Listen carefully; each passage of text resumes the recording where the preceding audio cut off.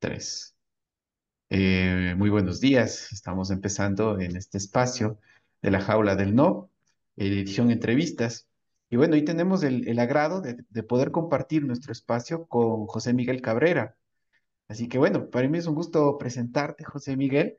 Veo que eres un apasionado por la tecnología, por la educación. Has trabajado en algunos ámbitos, especialmente desde tu natal Bolivia, que has empezado en la parte de la tecnología, de las redes específicamente. Y bueno, y en este momento estás trabajando en México. Y sé, bueno, también de lo que he podido investigar acerca de ti, que también compartes tus conocimientos a nivel de capacitación, a nivel de docencia y que has podido compartir estos mismos conocimientos en algunos países de Latinoamérica. Así que bueno, eh, José Miguel, bienvenido a este espacio y bueno, empecemos.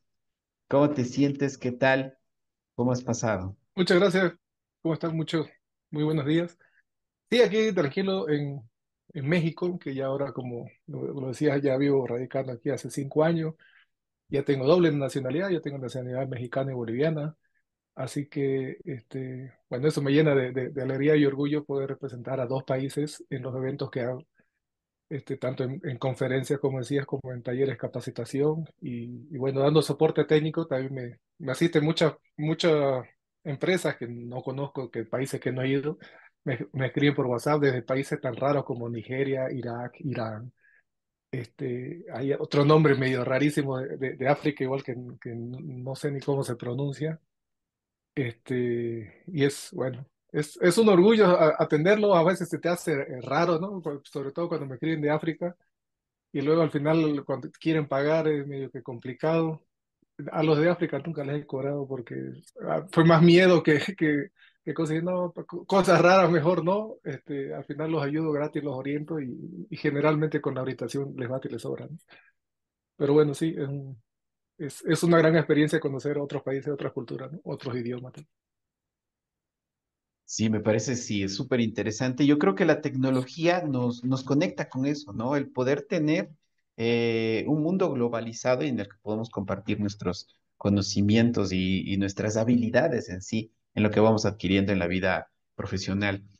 Coméntame, José Miguel, ¿cómo fueron tus inicios? ¿Qué te impulsó a seguir en esta parte del área de las redes, de las telecomunicaciones? Y bueno, me imagino qué agrado tuviste o cómo empezaste para orientarte en este ámbito. Bueno, el inicio es bastante raro porque cuando yo era niño, pues me gustaban mucho las mascotas y dije voy a ser veterinario. Qué bonito, qué chido. Y todo iba bien en ese sentido. Mi papá era médico pediatra, entonces ahí por la rama de la salud íbamos bien. Y de repente mi hermano mayor salió de la universidad, o sea, terminó su carrera y tenía que hacer la tesis, ¿no? Entonces le pidió a mi papá que compre una computadora. Y ya pues, compré una computadora y bueno, ahí fue punto y aparte. Dije, no, qué veterinaria ni qué nada, esto está más interesante.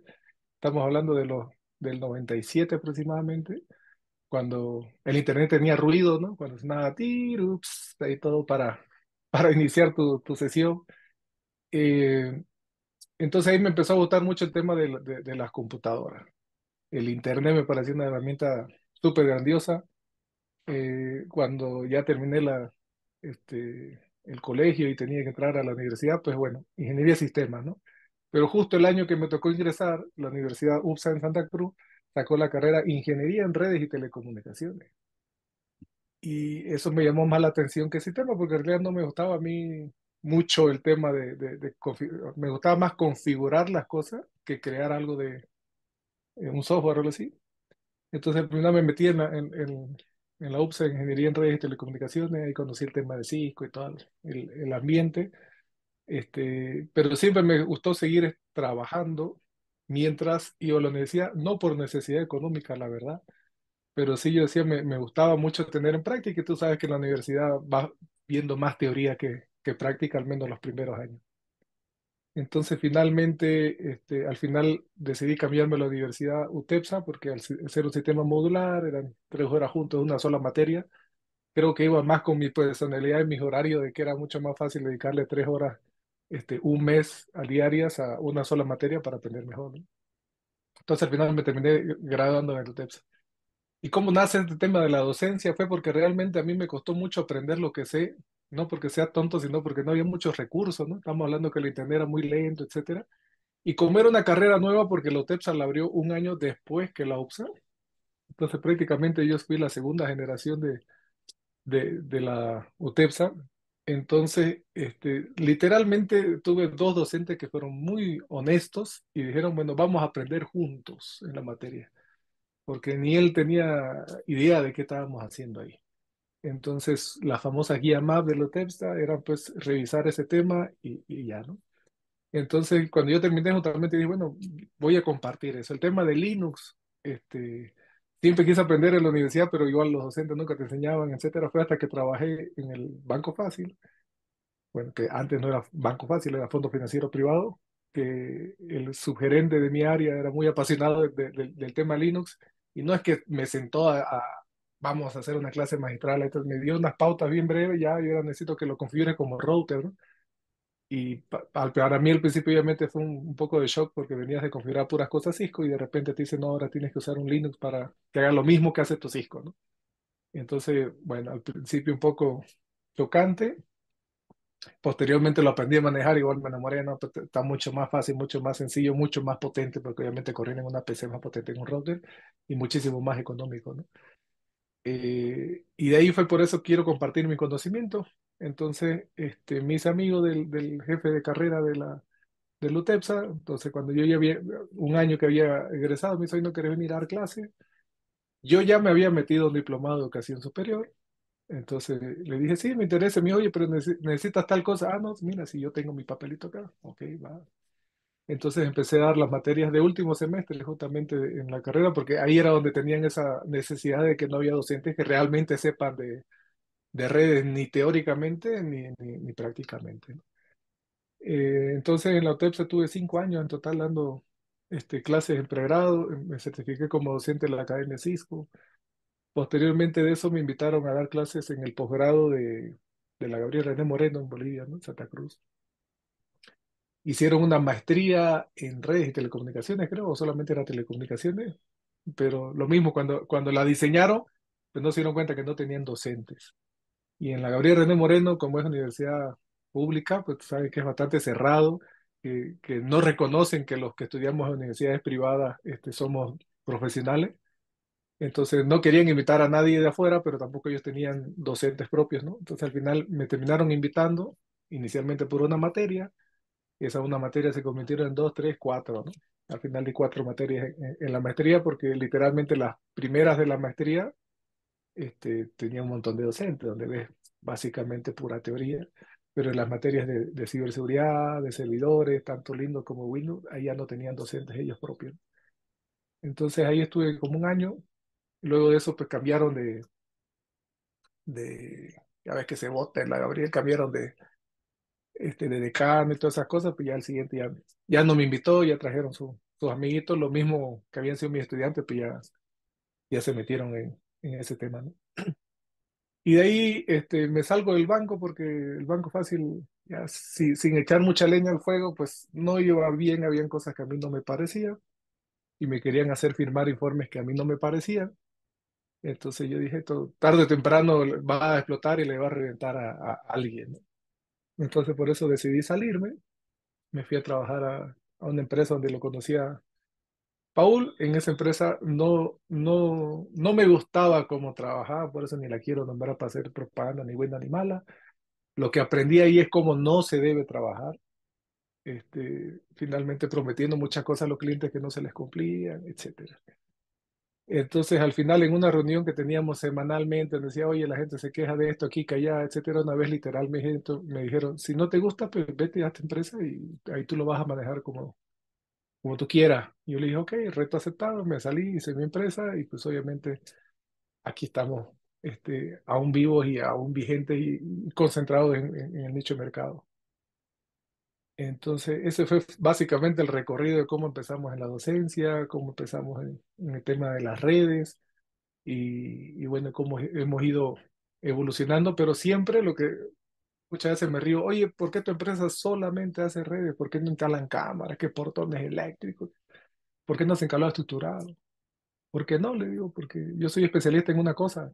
Entonces, y el especialista va a ganar siempre más que un todólogo que sabe todo de mucho. Entonces, cuando me busca a mi empresa, saben que van a pagar caro, pero que van a tener un servicio realmente bueno, que nadie más se lo puede dar.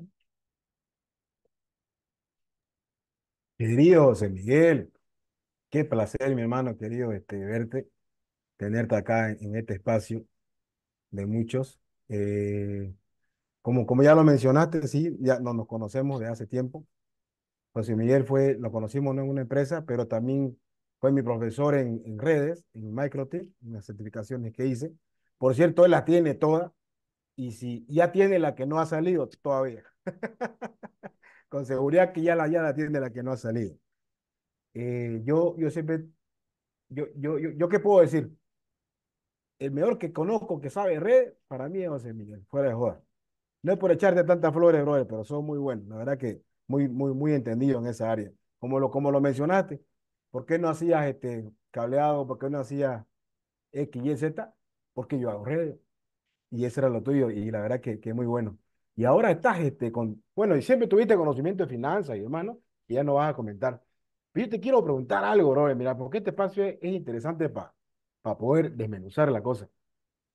Que siempre hay ese temita, ¿no? Con algunos que estamos en el ámbito de redes. Cisco, MikroTik, ¿qué pasó? ¿Fue un amor a primera vista, MikroTik? O sea, ¿qué sentiste? Porque vos te acordás cómo era Cisco, la consola y demás, sé que tenés también varias certificaciones, pero cuando comenzaste con este tema de MikroTik y de cómo fue que llegaste al tema de ser trainer y demás, porque yo creo que ya, como nos comentaste, ya se abrió, no ese embudo de quiero enseñar de una manera donde a mí se me hizo imposible aprender, pues, ¿no? Era un poco, teníamos limitaciones. Y ahí te has visto otro campo, ¿no? Porque yo me acuerdo en una de tus clases, tenía una metodología interesante. Era como, tenía un humor sarcástico, pero, pero era muy bueno. A mí me gustaba honestamente y me representaba. Era muy bueno, la verdad. Comentanos un poquito, por favor, de ese trámite, de cómo fue con el tema de marketing, porque yo sé que te gusta bastante y andaste mucho con el tema de configuraciones realmente VIP, ¿no, mi hermano? Comentando un poco eso, ¿eh? Y miren, el tema de, bueno, como les comenté, en la universidad me enseñaron puro Cisco, ¿no? Y digamos que ese era lo único que había para que si tú querías hacer, es trabajar en la vida real. Entonces terminé y me meto a trabajar yo egresé el 2019 en diciembre, pero tuve que esperar 6 meses a que, como de universidad privada, para que te autoricen para tu defensa, ¿no? Entonces terminé defendiendo en agosto y en octubre ya estaba trabajando en el fondo financiero, porque yo repartí currículum como afiches, un poco me paro en la rotonda repartiendo para ver quién me quería dar trabajo. Entonces conseguí la entrevista ahí en el banco, quedé, etcétera, ¿no? Entonces yo dije, bueno, esto es un banco, un fondo financiero, todo va a ser fijo, pero no, como les decía, todo era con Linux, todo era open source, etcétera. Entonces tuve que aprender eso a la fuerza. Entonces, al final no me fue tan difícil porque decía, ok, una VPN es una VPN, ¿con qué protocolo vamos a hacer, etcétera, ¿no? Una VLAN es una VLAN, etcétera. Entonces siempre iba comparando contra Cisco, o sea, en Cisco se hace así y se puede hacer, entonces aquí también se tiene que poder hacer. Entonces siempre era mi referencia de esa parte de ahí. Me terminé certificando en Cisco hasta CCNP Security, profesional en redes certificado por Cisco en la especialidad de seguridad, ¿no? Que para llegar a ese nivel bueno, tenías que tomar 5 exámenes, que era uno para hacer CCNA y luego 4 específicos, que era de firewall, que era de asegurar en tu iOS, que era de VPNs y específicamente del Cisco ASA, que es un modelo de esos equipos. Entonces llegué a hacer Cisco CCNP, y en el banco empecé a implementar varias mejoras de seguridad, porque sí nos hicieron un ethical hacking que, pues, obviamente yo no era el 100% responsable en ese entonces porque yo no entré siendo jefe de telecomunicaciones, yo era auxiliar y posteriormente fui jefe de telecomunicaciones, ¿no? Entonces, reprobamos el ethical hacking y en el segundo intento ya al año, no fue inmediatamente, en lo que tomé los cursos, etcétera, al siguiente año pues ya ahí sí lo aprobamos. Toda la parte de redes estaba totalmente sólido. Hubieron otro problema de software que obviamente ya no era mi problema. Dicho sea de paso, me dieron un aumento de sueldo por nada más, porque en toda la parte de auditoría de redes quedó 100% limpio. Y hasta ahí todo iba bien, entonces ya sabía Linux, ya sabía Cisco. Ahora, ¿dónde va el tema de MikroTik? Viene un día un proveedor y dice, oye, quiero venderles, todo el tiempo venían proveedores, ¿no? De todas las marcas, ¿no? Y siempre veníamos, lo mirábamos, nos convencía y listo, no, llévese su cosita, gracias. Nos dejaban equipo para que prueben, etcétera, ¿no? A veces nos hacían demostraciones, ya sea de hardware o de software. Y vino uno de MikroTik y bueno, y sabe, mi jefe ni siquiera lo quiso recibir porque que lo recibiera mi jefe, ¿no? El subgerente. Ni lo quiso recibir. Y me dijo, recibirlo vos.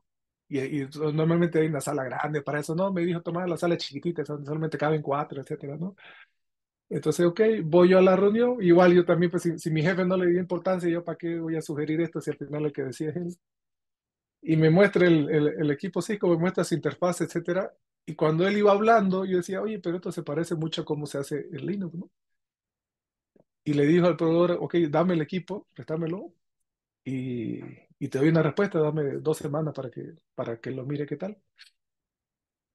Entonces me lo da el equipo ya cuando posteriormente yo investigo, veo que el router OS, el sistema operativo MikroTik, era bajo el kernel de Linux. Y yo dije, pues con razón, digamos, este firewall es el IP table, pero con esteroide, porque tiene la interfaz gráfica bien bonita, todos los tragos, o sea, todo el ambiente gráfico que Cisco hace, pero generalmente las interfaces gráficas de Cisco son malísimas, ¿no?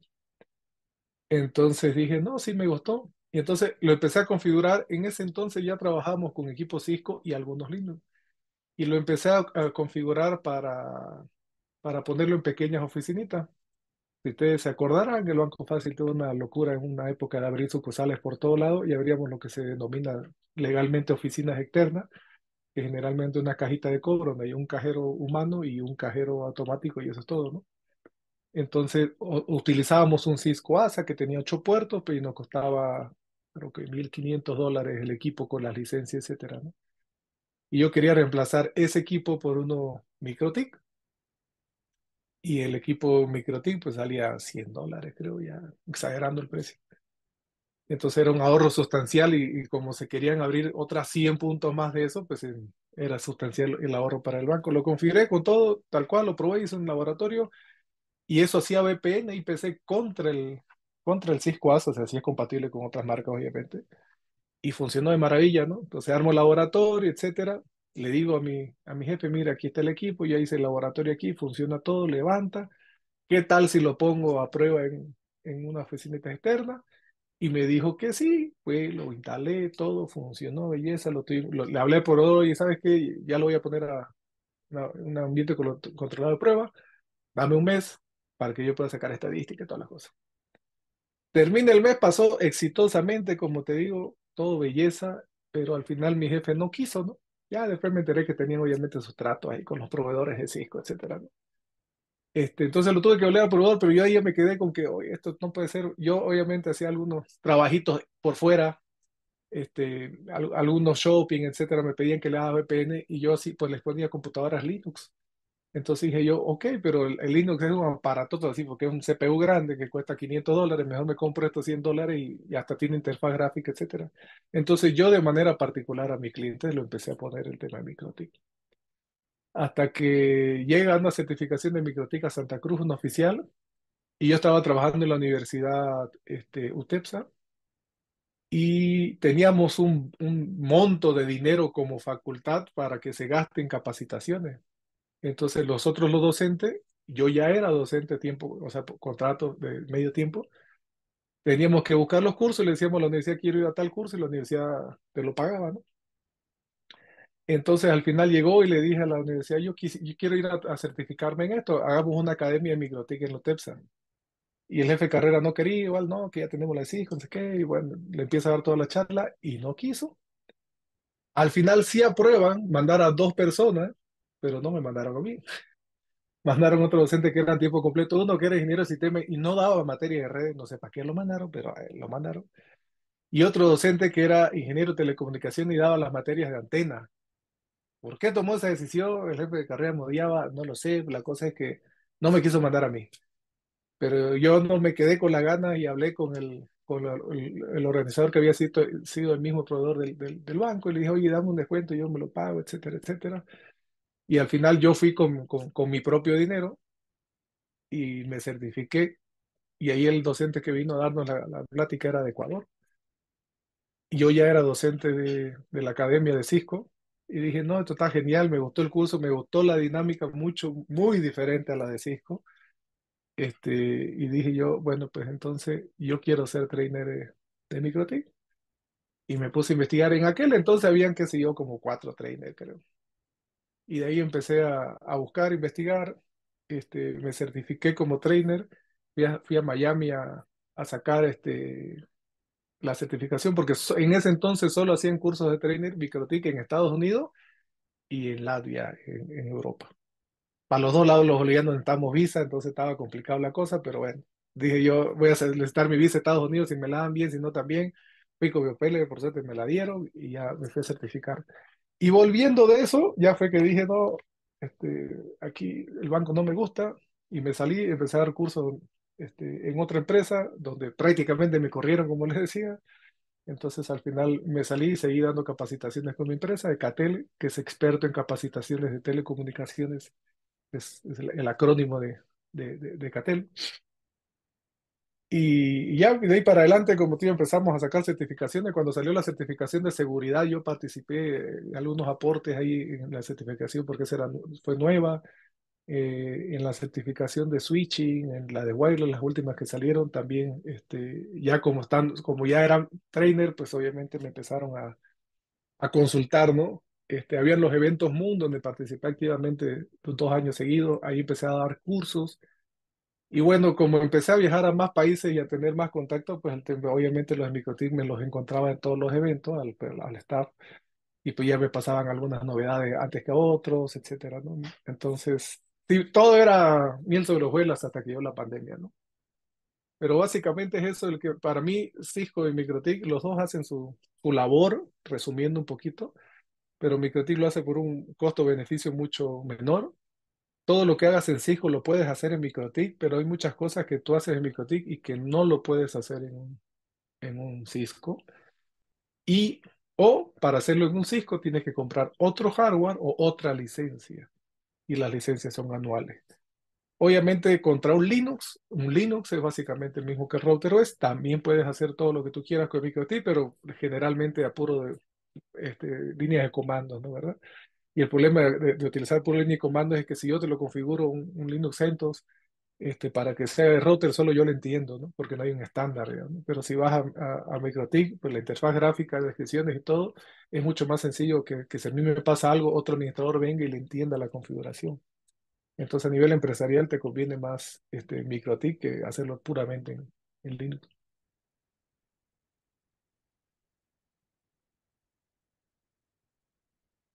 Bueno, ¿me escuchas? Sí, perfecto. Mucho gusto conocerte, Miguel. Soy Javier, también soy ingeniero y también fui maestro en una universidad.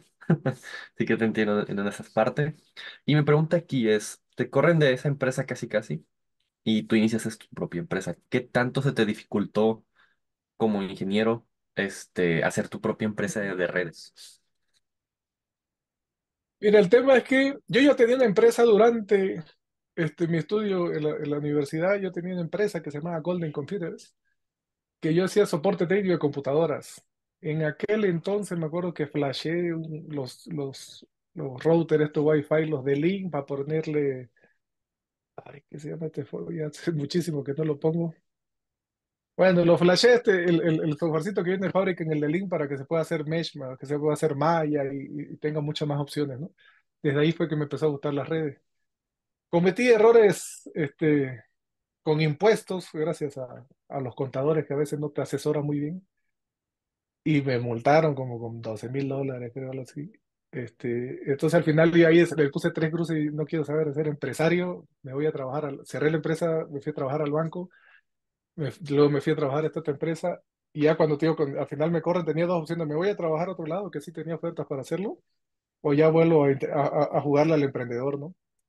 Entonces ya sabía, tenía un poco más de experiencia en la segunda vez cuando ya hice Ecatel. Dije, ok, ahora vamos a contratar un contador que firme un contrato de corresponsabilidad conmigo. Hay que ponerle mucho empeño en que el contador no te bicicletee el dinero, prefiero pagarlo yo directo, etcétera, ¿no? Entonces, por mi experiencia previa no me fue tan difícil. La otra era en la empresa unipersonal, esta ya la quise hacer SRL, justamente porque separas tu capital propio como persona del capital de la sociedad, ¿no? Y al ser una SRL, tu dinero está, si la SRL hace algo mal y tenía algún bien la SRL, pues te lo rematan ese bien, pero no van a tu patrimonio personal, ¿no? Entonces, esa es una de las grandes diferencias entre hacer una SRL o una SA contra una empresa unipersonal, que una unipersonal es mucho más rápido, mucho más económico, pero como te digo, si te equivocas, puedes quedar en ruina porque tu patrimonio personal queda expuesto. Y con respecto a conseguir clientes y eso, la verdad yo que cuando me salí de la otra empresa no quise ser mala onda en ningún sentido, entregué todo lo que tenía que entregar, todos los proyectos que estaban pendientes los entregué. Pero finalmente yo no le di mi teléfono de contacto a ningún cliente, no le dije a ningún cliente de esa empresa, me voy a ir, llamame, no, yo me busqué mis propios clientes y los clientes de esa empresa me terminaron consiguiendo mi número y llamando, porque obviamente, como le decía, la otra empresa no cumplía básicamente con lo que prometía. Entonces, los cursos también siempre han sido gancho para mí para conseguir clientes porque por ejemplo, me decís, no, pero el muchachito de 18, 20, 25 años no tiene poder de decisión, pero ya trabaja en una empresa. Entonces tenía clientes de estas farmacias grandes en Santa Cruz porque sus técnicos venían a capacitarse conmigo, en teoría para hacerlo ellos mismos, pero obviamente si la cosa era muy avanzado, muy profesional como ese de Paul, al final me terminaban contratando, ¿no? Entonces poco a poco fui consiguiendo clientes. Lo que más me costó fue conseguir clientes internacionales, ¿no? Cómo organizar los cursos afuera. Muchas gracias. ¿Qué tal, José? Muchísimo gusto, todo un honor tenerte por acá en el podcast de La Jaula. Y bueno, justo como lo mencionó Paul, tú tienes ahora sí que muchísimas certificaciones sobre redes, sobre Cisco, etcétera. Am, de hecho, nos comentaste hace un momento que tuviste que ir a hacer uno incluso hasta Estados Unidos. Pero coméntanos cómo es ahora sí que tu ruta o cómo es ¿cómo se dice? Tu, tu forma de organizarte, tu rutina para estudiar, para realizar estos exámenes y poderlos pasar con éxito. Mira, yo a lo largo de la vida he tomado muchos cursos, ya sea académicos o certificaciones internacionales, y es verdad que ahora te digo, yo ya cuando me toca dar un examen, no te voy a decir que me río, pero ya no me pongo tan nervioso porque ya sé cómo es la forma, cómo va la cosa, ¿no? Independientemente de la marca que me digas.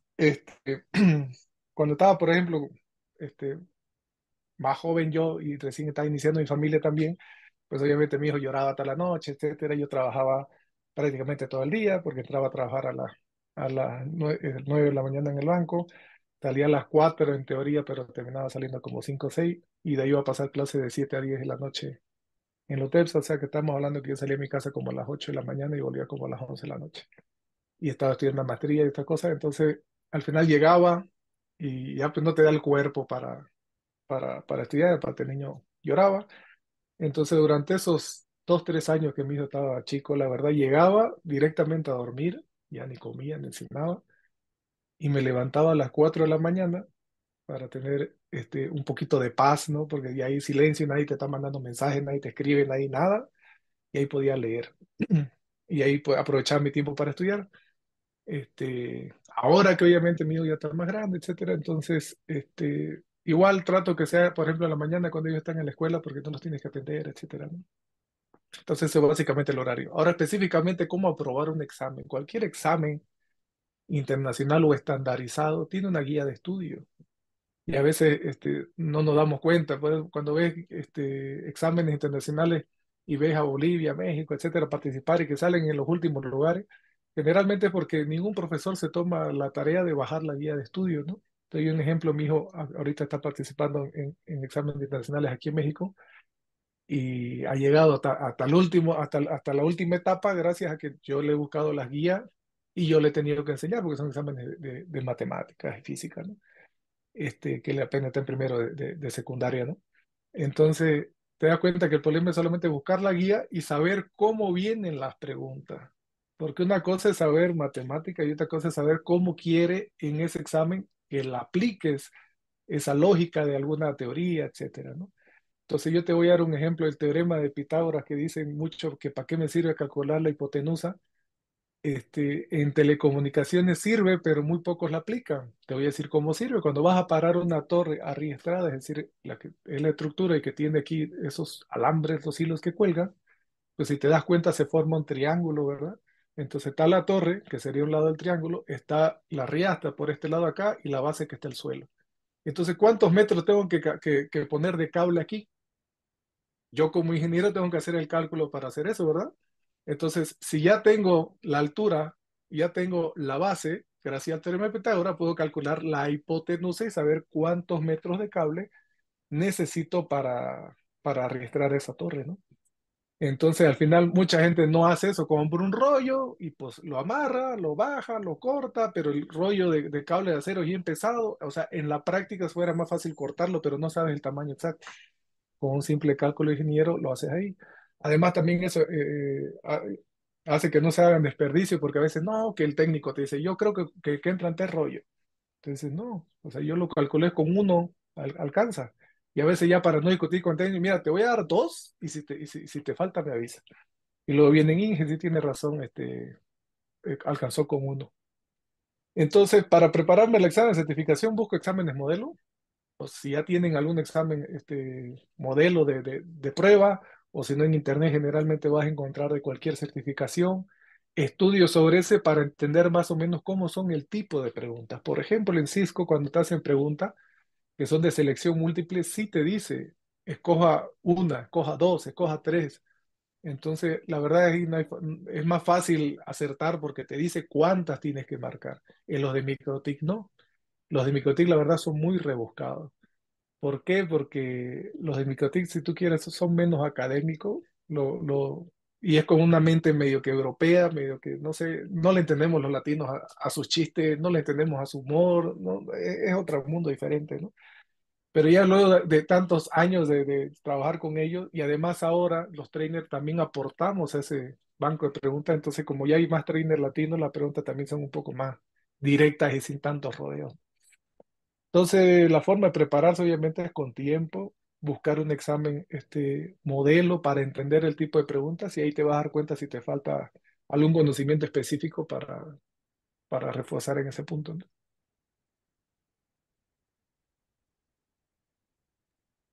José Miguel, bueno, muchas gracias primero por compartir estos conocimientos y esta conversación tan interesante que podemos hacerla a través de estos medios de interacción, ¿no?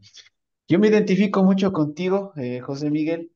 Yo cuando estuve estudiando, bueno, yo estudié la carrera de telecomunicaciones en mi pregrado, tuve la oportunidad de colaborar en la academia Cisco que había dentro de la universidad.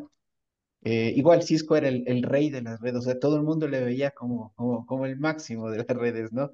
Y bueno, y esa interacción en la academia de que yo tuve ahí, que pude colaborar, pues me abrió las puertas para poder ingresar al mundo laboral. O sea, yo trabajé en la parte de redes, trabajo al momento en la parte de redes también, de compañía con la parte de seguridad informática que ahorita estoy trabajando.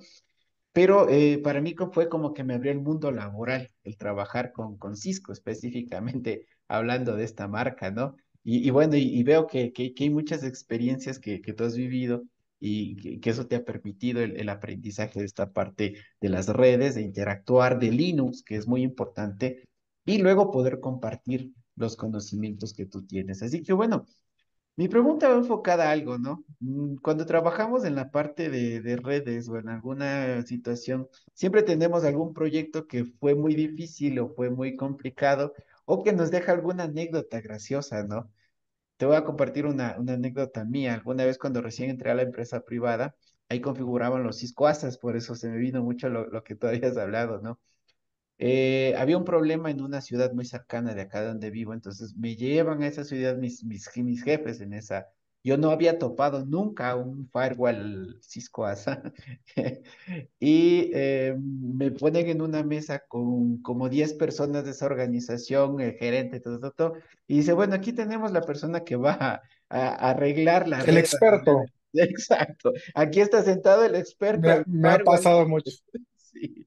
Y aquí está sentado el experto en firewalls y yo por mí iba a configurar unos equipos de red, unos routers, unas cosas. Me sientan y todo el mundo me observaba, cosa que yo era viendo a los lados a ver dónde estaba el experto entre ellos. Entonces, esas cosas han hecho que uno aprenda a la mala muchas veces, pero uno ha aprendido y ha solventado algunos problemas en muchas circunstancias, ¿no? Entonces tú coméntanos, tal vez puedas tener alguna experiencia así, algo un poco graciosa que nos puedas decir en algún proyecto o en alguna parte que tú has compartido tu bagaje de trabajo. Bueno, eso que te presente como en el experto es muy clásica y que a todos nos pasa. Y claro, si me sientas ahora en esa situación, yo me río, sí, soy el experto, no te preocupes, siéntate ahorita, te lo arreglo. Pero obviamente la primera vez que te pasa como tú dices y llegas cuando tú tenías la idea que ibas a configurar en un cuartito oscuro al lado del baño, un modencito y ya estaba. Y de repente todo el mundo viene y se te acerca y te pregunta y te hacen y tú no sabes ni qué show. Y peor si todavía te traen un equipo que tú no sabes ni cómo se configura, ¿no? O sea que ni cómo abrir YouTube ese rato de que espera ese ratito, jefe, ahorita lo investigamos, ¿no? Dicho sea de paso, antes de responderte a tu pregunta, el tema de que cuando estás en la universidad te dicen, no, porque en la vida real no vas a usar calculadora o YouTube, no, en la vida real tú usas Google, usas todo lo que tú quieres y tienes que entenderlo y configurarlo. A veces, cuando tú eres muy novato, un video que encuentres de 5 minutos o un pequeño blog no te sirve porque tienes muchas lagunas de por medio, ¿no? Pero cuando ya tienes bastante experiencia y te dicen, tienes que hacer tales comanditos y tú ya sabes lo que es una VLAN, tú sabes toda esta parte básica, ya la sabes, con dos, tres cosas que te digan de esa marca en específico, lo configuras y ya, ¿no? Entonces, es muy importante no centrarse solo en tu marca, si tienes que trabajar con otras marcas, y lo haces y ya. Una vez me pasó que se cayeron en el banco, no sé quién movió qué cosa, pero el resultado final fue que se cayeron unos enlaces y tenía que mandarse un informe de la ASFI y que es la reguladora del banco, ¿no? de Bolivia. Y la cuestión es que me dijeron, oye, no hay enlace, no hay enlace, no hay enlace. Y yo le decía, hay enlace, está lento porque estamos por el respaldo, etcétera. No, pues ¿y ahora qué hacemos? Y que aquí, que allá. Y todo el mundo me hablaba, como dice yo, vino el gerente de sistema, vino mi jefe, me llamó la gerente de administración, tenía entrada la llamada de la secretaria del presidente del banco, y todo el mundo me hablaba y me preguntaba diferentes cosas, y pues uno tenía, que ser, unos 25 años, algo así, y tenía un año o dos que había salido, y entonces trataba de responderle a todo el mundo con mi sonrisa, etcétera, pero no podía hacer nada, porque o te respondo o miro cuál es el problema, ¿no? Entonces, al final, como quien dice, me subí los pantalones y los callé a toditos a mi jefe y le dije, ¿saben qué? O quieren que hablemos o quieren que arregle el problema. Yo no tengo ningún problema, pero no puedo hacer las dos cosas. Denme 30 minutos, no me hablen, por favor, si quieren que les solucione este problema. Pero así, en tono enojado, etcétera. Y todo el mundo me miró medio raro. Mi colega de trabajo, dijeron, puta, ¿por qué le está hablando así a los jefes, digamos, ¿no? Pero al final los jefes sí se fueron y ya me dejaron en paz. Volqué mi teléfono, se lo pasé tenía un auxiliar y le dije, cualquiera que me llame, dile que no fregue, que lo voy a atender después. Entonces, y desde ese entonces dije, caray, este método sí funcionó. Ya me valía con los jefes, la verdad, si era jefe o no jefe, porque siempre era, sin ser grosero, sin ser rudo, le decía, jefe, no sé, siempre le digo, y soy muy honesto, no sé cuál es la falla, sí sé que cayó, pero de un momento voy a ver qué sucedió, pero si estoy hablando con usted, no puedo al mismo tiempo revisar la falla. Con todo gusto, después que solucione la falla, vengo y le cuento qué pasó y cómo podemos evitar que en futuras ocasiones vuelva a suceder esta parte, ¿no? Porque al final en el tema de las redes uno se prepara para los peores escenarios siempre, pero pues al final dicen, detrás de un letrero de advertencia hay un pendejo que ya lo hizo, ¿no? Que ya se cayó el hueco, que ya metió la mano, que ya metió un gato al microondas, que no sé quién mete un gato en el microondas, pero si ves en las instrucciones dice, no meta el gato al microondas, digo. Entonces ya hay alguien que lo ha hecho. Entonces, todas esas situaciones difíciles a mí yo me río cuando leo manuales, me gusta mucho leer los manuales justo por eso, para ver qué idioteces ha hecho la gente, para que llegue a un manual a decir que no lo hagas. Entonces, lo primero que en el trabajo yo siempre digo, aprendan a decir no, porque a veces mi jefe todo te quiere encargar de trabajo, y digo, no, no lo puedo hacer, o hago esto, o hago aquello, pero no me va a alcanzar el tiempo para hacer las cosas. Al principio cuesta, obviamente, después ya la gente sabe que no puede abusar de ti. Y lo segundo es que obviamente tú internamente también tienes que ver prioridades. Una ventaja que siempre he tenido, que la gente no la cree, es que al ser docente y tengo que explicarles teoría a las personas, la teoría siempre la tengo fresca en mi memoria. Por lo tanto, cuando suceden estos problemas, no tengo que ir a buscar primero cómo funciona el NAT, cómo funciona una VLAN, ya lo sé de memoria y solo tengo que aplicar ese conocimiento en la marca que tenga que configurar, que obviamente se vuelve muy fácil hoy en día porque 99% de las veces es MikroTik, entonces ya es una sola marca la que tengo que ver. Entonces la ventaja es a mía contra los demás porque luego los otros me empiezan, debe ser el cable. No, eso es capa uno y esto estamos en un problema de capa 3, entonces no hay para qué lo busque el cable. El cable o está arriba o está abajo, no hay más, no hay puntos medios, ¿no? Entonces, la ventaja de estar dando clases es que constantemente todas las teorías habidas y por haber de VPN, cuáles son las fases con las que se arma el IPC, cuáles son las fases con las que se arma el L2TP, el PPTP, el WireGuard, etcétera, las tengo claras en mi memoria. Por lo tanto, si hay una falla, llego mucho más rápido a encontrar la solución porque voy descartando mucho más rápido una falla con respecto a mis colegas. Entonces, como dice Paul, el tema de volverme experto fue por eso, más que por la práctica, que obviamente la tengo, fue porque complementado a dar clases, te permite llegar mucho más rápido. Soluciona un problema en 10 minutos, lo que a mis colegas les puede tomar 1, 2, 3 días, ¿no? Y a veces ni lo resuelven. Totalmente. Mira, justo que acabas de mencionar esto, se me viene dos cosas. Una, que es que honestamente era mi pregunta principal, pero voy a hacer un paréntesis. Querido profe, ¿cuál es la regla básica que tenés que tener en tu router MikroTik? La primera que colocás. Yo sé que voy a eliminar, resetear. ¿Cuál es? O dos. ¿Cuál es la regla? Sí, pero no puedes tener un Bueno, MikroTik si no está esto en tu router. bueno, lo primero es que el router MikroTik tiene configuraciones por defecto, que no digo que están mal las por defecto, que generalmente pudiera aplicar en todos los escenarios.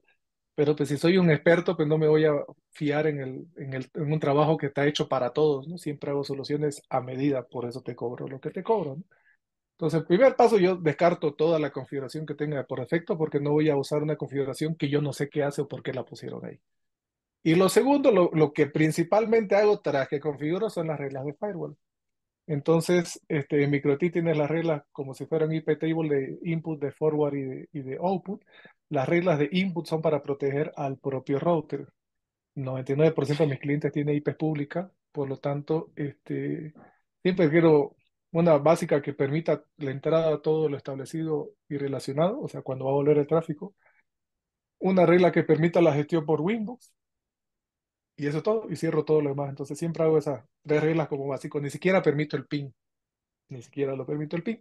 Si algún cliente me lo pide mucho, le exhorto a que no lo deje abierto el ping porque es una forma de que te van a sondear los bots, de que si hay alguien ahí para posteriormente quererte hacer un escaneo de puertos para ver qué encuentra, ¿no?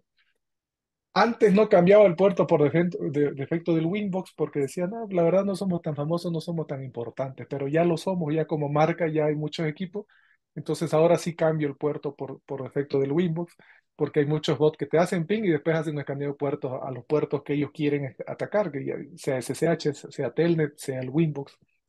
Entonces, eso es lo básico que hago en seguridad y en realidad mi especialidad es el tema de la seguridad en las redes, no a nivel de las aplicaciones, sino en redes, porque muchos dejan puertos abiertos o sí los necesitan abiertos, pero lo abren innecesariamente a todo el mundo, ¿no? Por ejemplo, un router remoto, el gestor, el NMS, está en la nube. Entonces, él tiene que acceder por Waymo. Ok, pero ese gestor tiene una IP pública en particular, entonces solo abrimos el puerto hacia ese gestor y punto. Cuando creas usuario en MikroTik, ese gestor pues, generalmente solo necesita acceso de lectura para ver si está arriba, etcétera. Entonces, dale solo acceso de lectura.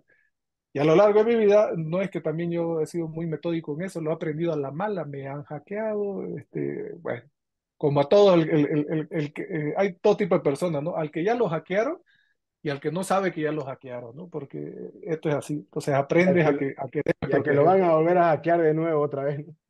Sí, porque hay gente que no aprende. Oye, Entonces, no, en el tema de totalmente. redes, complementar un poquitito, a veces la gente se queja de que tu red está lenta y es porque se infectó de algún tipo de malware hoy en día. Los malware, o sea, el virus ya no es como en los 90 y ese malware llama a su nave nodriza, le dice, no, o sea, intenta conectarse con alguien de afuera y en ese intento consume demasiado ancho de banda. Y claro, la solución sería que el equipo final tenga antivirus, pero a veces no tienen o el usuario lo desactivó, etcétera. A nivel de red, yo tengo un servicio que le doy a mis clientes que recopilo listas negras y la bloqueo mediante enrutamiento, los mando a un black hole, es decir, le hago un drop al paquete. Por lo tanto, si tú navegas en una de mis redes y en la de mis clientes, ya tienes como por decirte un antivirus a toda la red, por lo tanto, es mucho más fluida. El modem mismo no se cuelga porque los modem que tienes hogareños, pues obviamente si le mandas mucho tráfico también se cuelga y lo paga, lo vuelve a encender y funciona.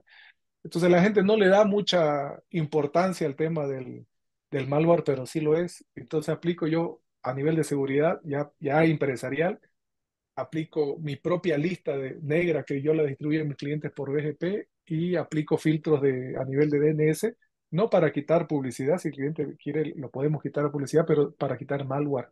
Esas son las dos capas que utilizo para proteger de seguridad para que no se consuma tu ancho de banda innecesariamente. Similitud a Flashstar, ¿cuál te gusta usar como filtrado DNS? Flashtar me gusta bastante, pero la verdad muchos clientes no quieren pagar nada, así que utilizo la opción gratuita de Cloudflare, que tiene la capa de Family, ¿no? O sea, tiene la IP 1111, es el DNS cualquiera abierto. El 1112 ya filtra malware y sitios de odio, que es de la categoría internacional, todo lo que promueve el odio, como hacer bombas, racismo, etcétera, religión extremista y el 113 que además filtra pornografía que es para menores de edad.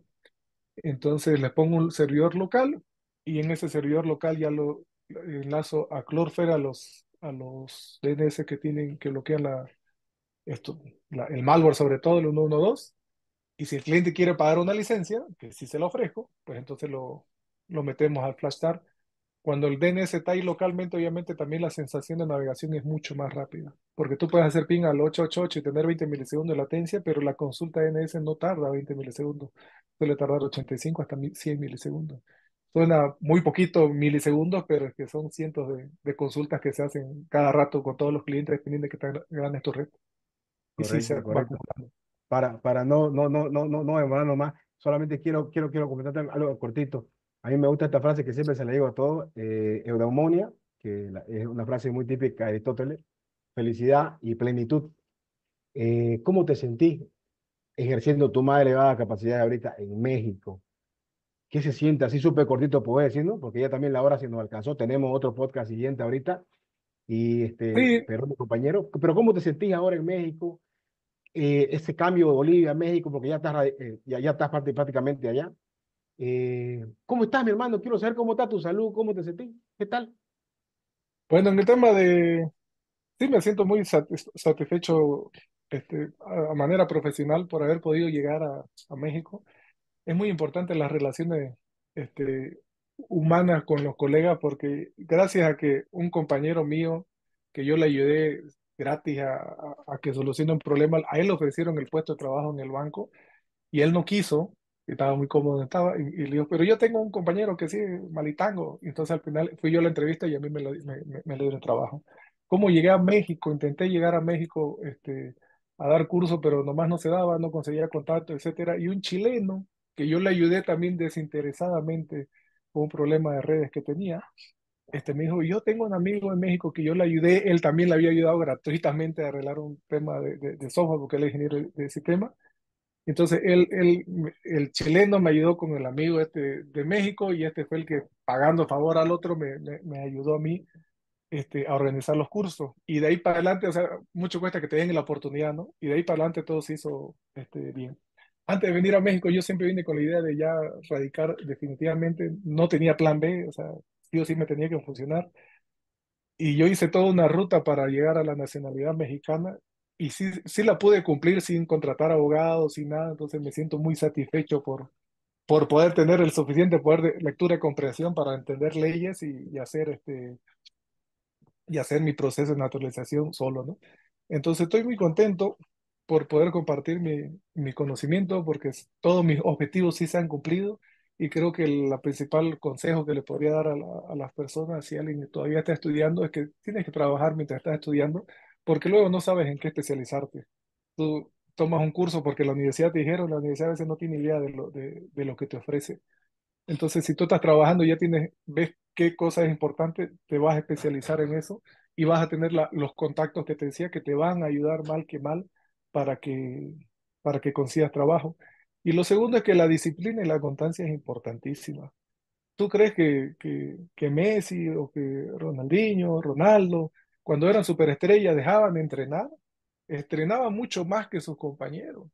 Entonces, si tú tienes alguna habilidad innata, tienes que seguir entrenándola para sacarle mayor provecho. Entonces yo paso horas y horas frente a la computadora cuando sale una nueva configuración o certificación o opción, la pruebo y la pruebo. Tengo un montón de equipos aquí en mi casa.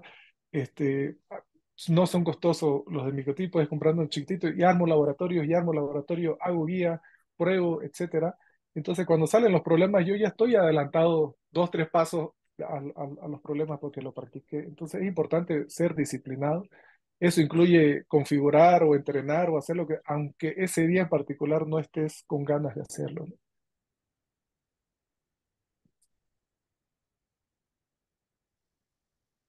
Ok, una pregunta. De tus experiencias donde fuiste hackeado, ¿cuál es la que más te marcó que dijiste, de aquí aprendí para que no me vuelva a pasar?